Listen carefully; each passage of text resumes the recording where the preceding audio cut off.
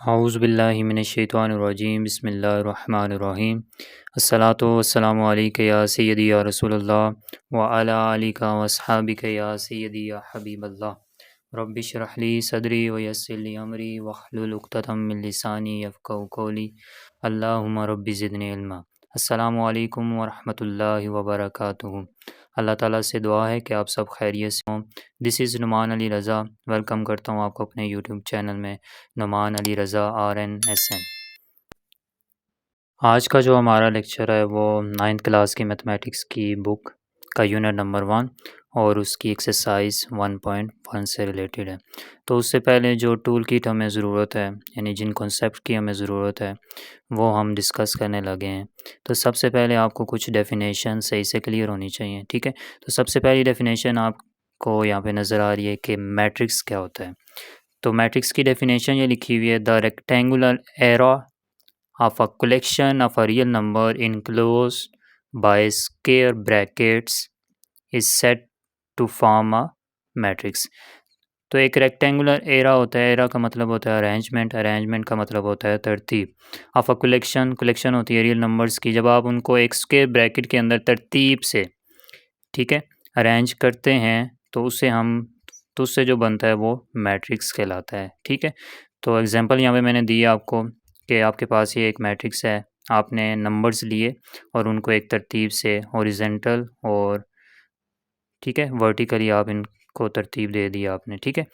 तो ये एक मैट्रिक्स बन गया। इसको जो डिनोट आप करेंगे वो कैपिटल लेटर से करेंगे, ABC अप टू MNN, जो भी आप लेटर से डिनोट करेंगे, ठीक है, कैपिटल लेटर्स होने चाहिए। तो इसका सिंगुलर होता है मैट्रिक्स और इसका प्लूरल होता है मैट्रिसेस। ये MCQ से रिलेटेड आपके क्वेश्चन आ सकते हैं। तो जो मैट्रिक्स का आइडिया दिया था उनका नाम था आर्थर किले। उसके बाद जो हमारा कॉन्सेप्ट है कि रो मैट्रिक्स क्या होता है और कॉलम मैट्रिक्स क्या होता है। तो रो मैट्रिक्स को मैंने इस तरह कलर में शो किया है ताकि आपको आसानी से समझ आ जाए, ठीक है। तो एंट्रीज़ वो होती हैं जो स्क्वायर ब्रैकेट्स के अंदर होती हैं, जैसे यहाँ पे 1 2 0 5 4 3 1 -1 2, यानी नंबर्स होंगे, ठीक है, उनको एंट्रीज़ कहते हैं। जब आप एंट्रीज़ को प्रेजेंटेड इन हॉरिजेंटल वे, ठीक है, इस तरह आप प्रेजेंट करते हैं तो वो रो कहलाती हैं, ठीक है। और जब आप उनको वर्टिकली, एंट्रीज़ प्रेजेंटेड वर्टिकली वे, जब आप उनको इस तरह करते हैं, ठीक है, तो वो कॉलम कहलाते हैं। और नेक्स्ट आपकी डेफिनेशन है ऑर्डर ऑफ अ मैट्रिक्स, कि एक मैट्रिक्स का ऑर्डर हमें कैसे पता चलेगा कि क्या होता है। तो उसकी डेफिनेशन है the number of rose and columns in a matrix specifies it's order. एक मैट्रिक्स के अंदर जो नंबर ऑफ रोज होती हैं और नंबर ऑफ कॉलम्स होते हैं वो उस गिवन मैट्रिक्स का क्या होता है, ऑर्डर होता है। उसको शो करते हैं M/N। M आपको बताएंगे कि उस मैट्रिक्स में कितनी रोज़ हैं और N आपको बताएगा कि उस मैट्रिक्स में कितने कॉलम्स हैं। तो ये एग्जांपल मैंने आपके सामने रखी है, ठीक है। M एक मैट्रिक्स है जिसमें ये एंट्रीज़ पड़ी हुई हैं। तो ये जो रेड वाला कलर है, ठीक है, ये आपको बता रहा है कि इसकी रोज़ कितनी हैं। तो एक रो और दूसरी रो, ठीक है। और ये जो पर्पल कलर है ये आपको बता रहा है कि इसमें कॉलम कितने हैं, C1 C2 और C3। तो इसका ऑर्डर क्या होगा, इस तरह शो करते हैं इन जनरल M/N। तो मैंने यहाँ पे R/C लिखा है, R से मुराद रोज़, बाय C से मुराद कॉलम। तो इसकी 2 रोज़ हैं और 3 कॉलम्स हैं, ठीक है। तो उम्मीद करता हूँ आपको ये कॉन्सेप्ट समझ आया होगा। लास्ट कॉन्सेप्ट आपका जो एक्सरसाइज 1.1 को करने से पहले आपको सही से समझ आना चाहिए, ठीक है। Equal matrices, two matrix are set to equal. हम दो मैट्रिक्स को तब इक्वल कहेंगे जब वो दो प्रॉपर्टीज़ को होल्ड करेगा। पहली प्रॉपर्टी कौन सी है, the order of A is equal to the order of B. जो ऑर्डर ऑफ ए होगा मैट्रिक्स का वो इक्वल होना चाहिए ऑर्डर ऑफ बी। अगर एक मैट्रिक्स 2x2 का है तो दूसरा मैट्रिक्स भी 2x2 का होना चाहिए, ठीक है। तो दूसरी जो प्रॉपर्टी है उसमें कह रहा है कि their corresponding entries are equal या सेम आप कह सकते हैं, ठीक है। तो अगर एक मैट्रिक्स में एंट्रीज पड़ी हुई हैं 1 2 3 4 तो दूसरे में भी 1 2 3 4 होने चाहिए, ठीक है। जब ये दो प्रॉपर्टीज होल्ड करेंगे तो हम कहेंगे वो गिवन मैट्रिक्स क्या है, इक्वल हैं, ठीक है। तो एग्जांपल मैंने यहाँ पे आपके सामने रखी है, ए एक मैट्रिक्स है, ठीक है, और बी एक मैट्रिक्स है। तो देखें इसमें पहली एंट्री 2 है, इसमें भी पहली एंट्री 2 है, जिसे A 1 1 कहते हैं, ठीक है। दूसरी एंट्री 3, इसकी भी क्या है 3, तीसरी -1 और इसकी भी -1, फिर -2 -2। ठीक है, मैंने कलर यूज़ किए हुए लाइंस लगा के आपको बताया हुआ है। ठीक है, तो आर्डर ऑफ ए, अगर इसका आर्डर आप मालूम करना चाहते हैं तो इसमें नंबर ऑफ़ रोज़ 2 हैं और नंबर ऑफ़ कॉलम्स भी आपके पास 2 हैं। और बी का आर्डर अगर मालूम करना चाहते हैं तो इसमें भी नंबर ऑफ़ रोज़ 2 हैं और नंबर ऑफ़ कॉलम्स भी 2 हैं। ठीक है, तो ये पहली प्रॉपर्टी होल्ड कर ली कि इनके आर्डर सेम है। दूसरी प्रॉपर्टीज़ मैंने जैसे कि आपको बताया कि इनकी एंट्रीज़ भी एक जैसी हैं, ठीक है, सेम है। तो हम कहेंगे then A is equal to B, कि गिवन जो मैट्रिक्स हैं आपके पास 2 वो क्या हैं, इक्वल मैट्रिसेस हैं।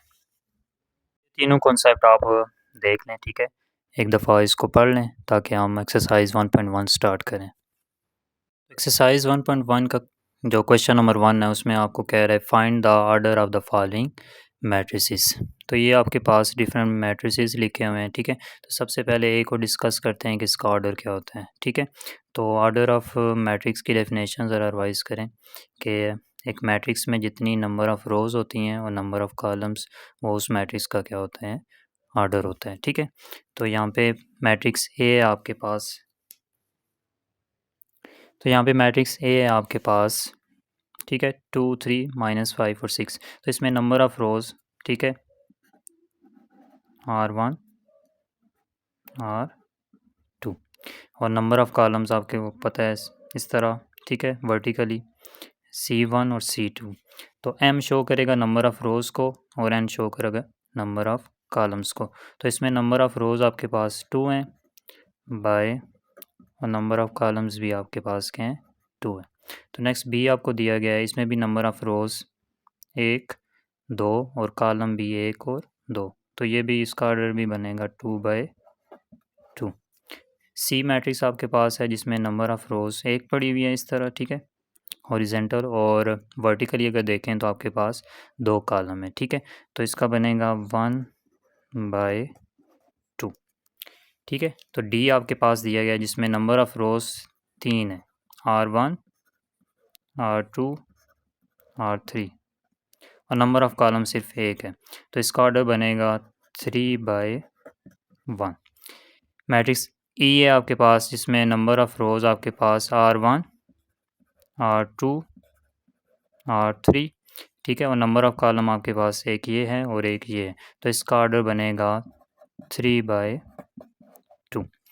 मैट्रिक्स एफ है आपके पास जिसमें नंबर ऑफ़ रोज़ R1 और नंबर ऑफ़ कॉलम C1, यानी इसमें नंबर ऑफ़ रो भी एक है और नंबर ऑफ़ कॉलम भी एक है। तो इसका ऑर्डर बनेगा 1/1। ठीक है, मैट्रिक्स जी आपके पास जिसमें नंबर ऑफ़ रोज़ हॉरिजॉन्टल अगर आप देखें इस तरह R2 R3, और इस तरह वर्टिकली देखें तो C1 C2 और C3। तो इसका ऑर्डर बनेगा 3/3। ठीक है, और लास्ट है आपके पास H, इसमें number of rows R1 horizontally, R2 2/, और नंबर ऑफ़ कॉलम्स इस तरह वर्टिकली 1 2 3। तो इसका ऑर्डर बनेगा 2/3। ठीक है, नेक्स्ट है आपके पास क्वेश्चन नंबर 2 जिसमें आपको कह रहा है कि which of the following matrices are equal. ठीक है, तो मैंने यहाँ पे कलर यूज़ किए हैं, उम्मीद है कि आप लोगों को सही से समझ आएंगे।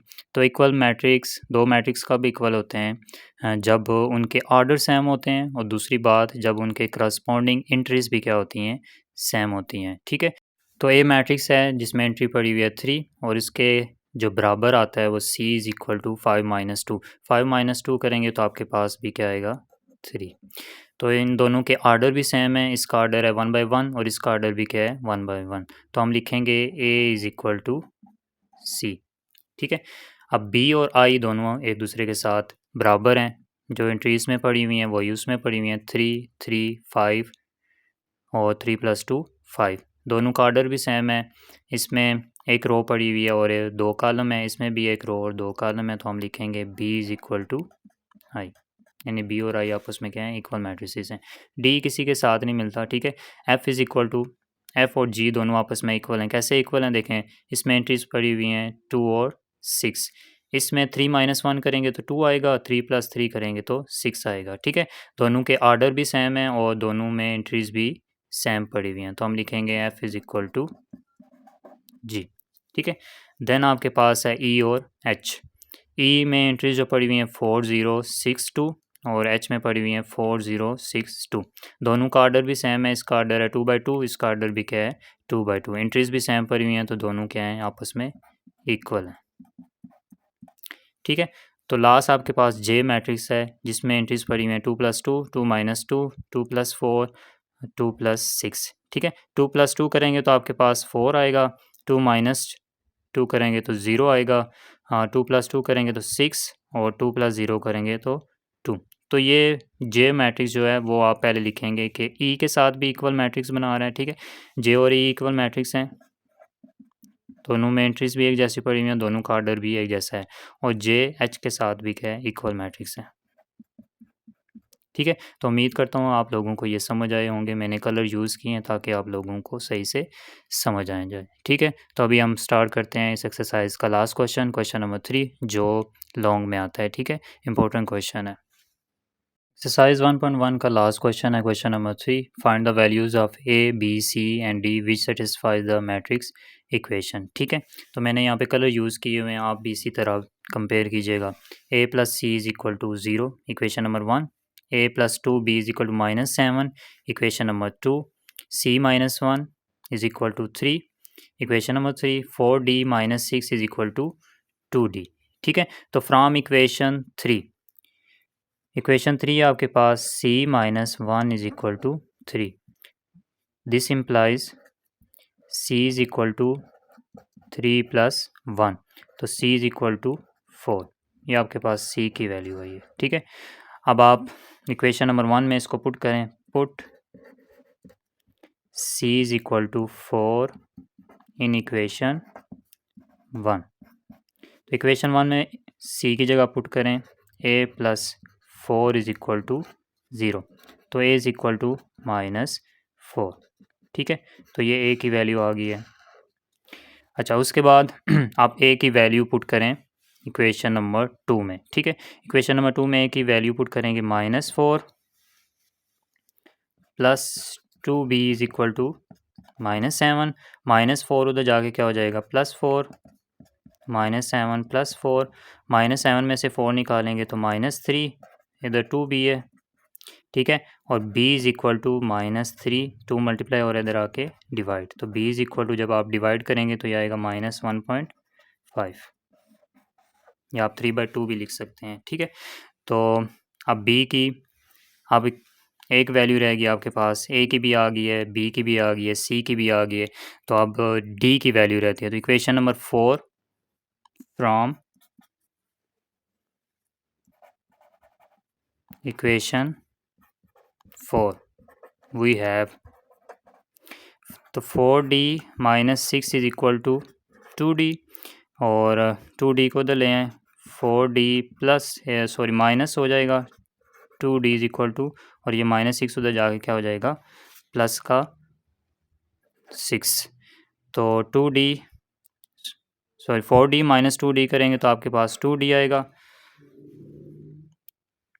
तो 2d इज इक्वल टू 6, तो d इज इक्वल टू 6/2, 2 1 ज़ा 2, 2 3 ज़ा 6, तो d की वैल्यू आपके पास आई 3। ठीक है जी, तो लास्ट आप चेक करते हैं कि क्या जो हमारी वैल्यूज़ आई हैं बी और सी और डी की, क्या वो सेटिस्फाई करती हैं या नहीं।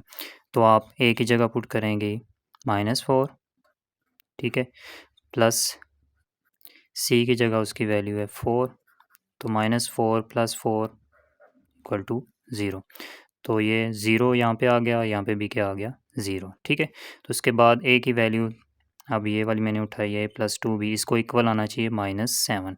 ठीक है, तो ए की वैल्यू है -4 + 2, और बी की वैल्यू थी -3/2 जिसे हमने लिखा था -1.5। ठीक है, -4 ये माइनस बाहर आएगा तो -2 3 ज़ा 6 डिवाइडेड बाई 2, एलसीएम लें 2, और 2 इधर मल्टीप्लाई होगा तो -8 -6, तो ये आता है आपके पास -14/2, 2 1 ज़ा 2, 2 7 ज़ा 14 -7, तो ये भी इसके क्या आ गया इक्वल। तो इसलिए C-1 इक्वल आनी चाहिए 3 के।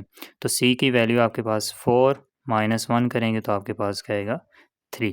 और लास्ट है 4D - 6 आपके पास आना चाहिए 2D। तो 4 और D की वैल्यू है 3 -6। ठीक है जी। तो 4 3 ज़ा 12 -6, 12 - 6 इज इक्वल टू 6। तो अब यहाँ पे भी आप D की वैल्यू पुट करें, 2D है ना आपके पास, 2 और D की वैल्यू है आपके पास 3। ठीक है, तो 2 3 ज़ा 6। तो इसका मतलब है यहाँ पे भी 0 -7 3 और यहाँ पे क्या है 6 और यहाँ पे भी क्या है 6। तो देख लें ऑर्डर भी सेम है और इनकी एंट्रीज भी सेम है, तो इसका मतलब है जो आपने वैल्यूज़ निकाली हैं वो इनको सेटिस्फाई करती हैं। ठीक है, तो उम्मीद करता हूँ आपको आज की एक्सरसाइज समझ आई होगी। ठीक है, अपना बहुत सारा ख्याल रखिएगा और चैनल तो अपना बहुत सारा ख्याल रखिएगा, दुआओं में याद रखिएगा। अल्लाह हाफिज़।